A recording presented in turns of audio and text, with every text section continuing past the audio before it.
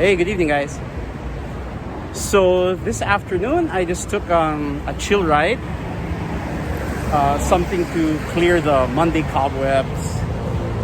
Felt kind of groggy and sluggish today. I don't know why. My tires are okay.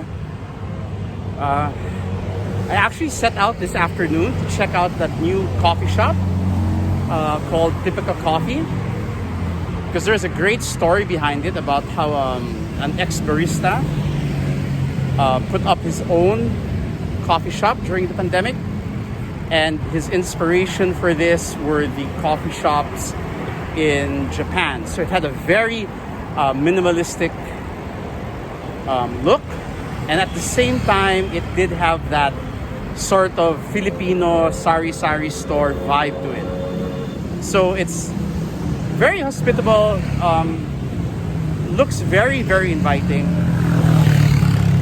I'm not sure if it's specialty coffee, but there's always something for everyone there.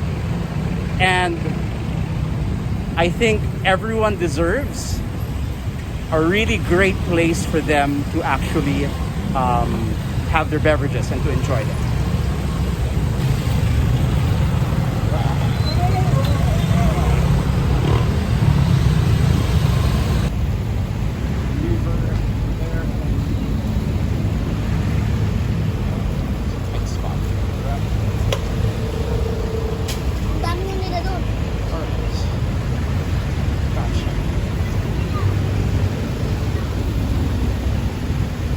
People would respect the bike lanes, then it's a lot easier for cyclists to get home.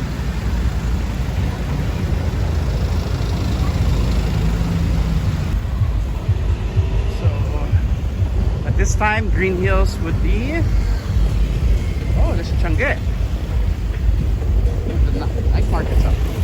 So a lot of people have asked me about my accident when we went up to Lucena City.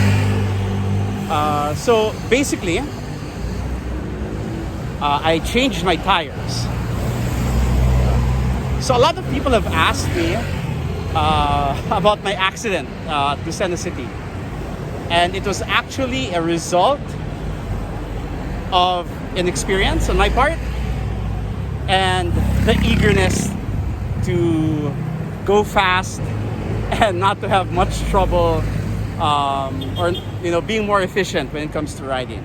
So before, when we did the Laguna Loop or the reverse Laguna Loop, there were times that we would be going on flat roads and we'd be absolutely tired, exhausted, and it's because of the rolling resistance of the mountain bike tires. So rolling resistance is when the tire has too much contact, I guess, or when the tire deforms, when it rolls over the ground, and when that happens, a lot of energy that you put into pedaling is wasted. So you get tired, but you don't really, so it means because the energy is converted into heat, then you are not being energy efficient at all, and then you get tired.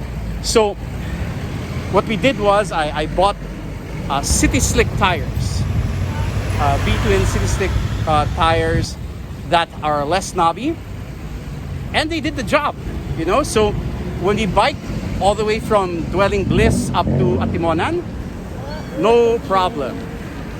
Okay, I go straight, fast, and I got to go up Atimonan non-stop. Okay, because there was a lot more. I felt like the energy was really put into making the ride more efficient. It didn't cause much drag when you're going up. All right. However, because I wanted to travel faster, I maxed out the PSI on my tires. So the tires having a maximum of 65 PSI, I think I was at 60 or 61. And yep, it made me go faster, but I think it was a noob mistake or not a very safe choice, because on the way down, this is what happened. Take a look. Ooh, well, could be worse. It's a good thing I had my helmet on. It's for the ground. Ooh, it's a nasty hematoma, guys.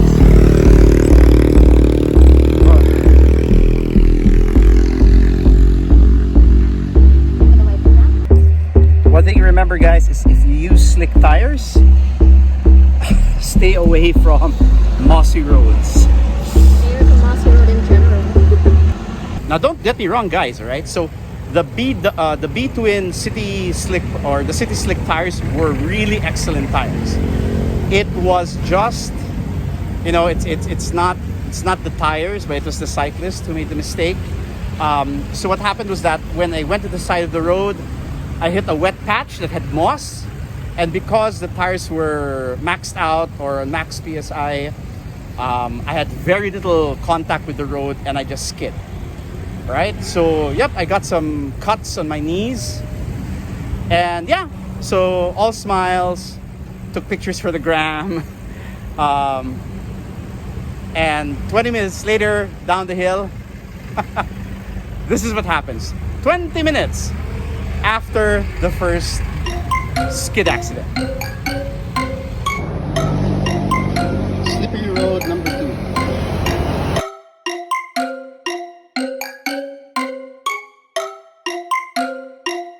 And let me tell you guys, it wasn't a very pretty sight. When I showed this to some people, they said it looked like a slab of raw tocino, which it was really pink, it was red, it was horrible, man. And it was painful too. And I also had the same wound on my elbow. And what was really frustrating was that it happened 20 minutes after the first fall. My knee, the exact same spot where the scratches were on the first, that's where I landed also. And since I was going faster on the second crash, I actually flew off my bike. Man, the pain, because when, you know, the cuts were on the joints, right? They were on the parts that bend, in the body that bend. So I couldn't walk straight, or when I would attempt to bend my knees, then the scabs would rip and then it'll hurt again. So there you go. So one of the things that I learned the hard way was to really know how to balance the amount of air that you're going to put in your tires. You should really know, you should get that balance of being as efficient as you can be as a cyclist, depending on if you're on the road, if you're a road biker, mountain biker, or, you know, touring, that you don't sacrifice safety over, you know, a lot of things. Because, man, I do believe in helmets now because my head literally slammed on the road. I don't know, I don't think I could hear anything for like a moment because my head was ringing. Woo! All right, look at that. We're going down really fast, man.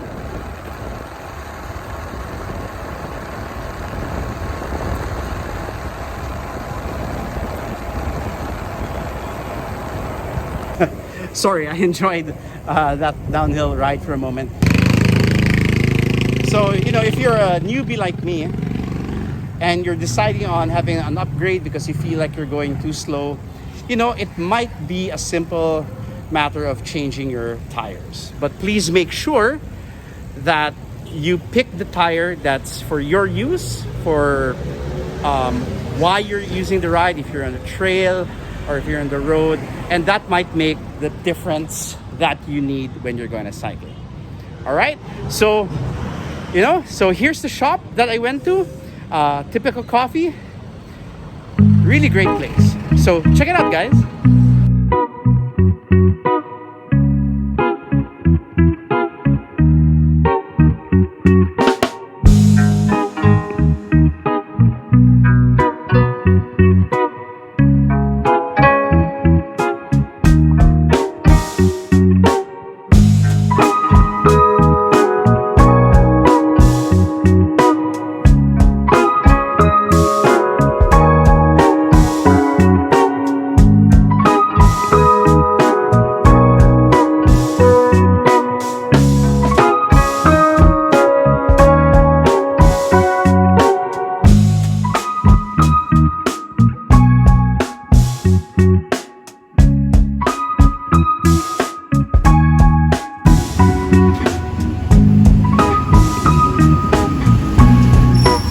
Alrighty.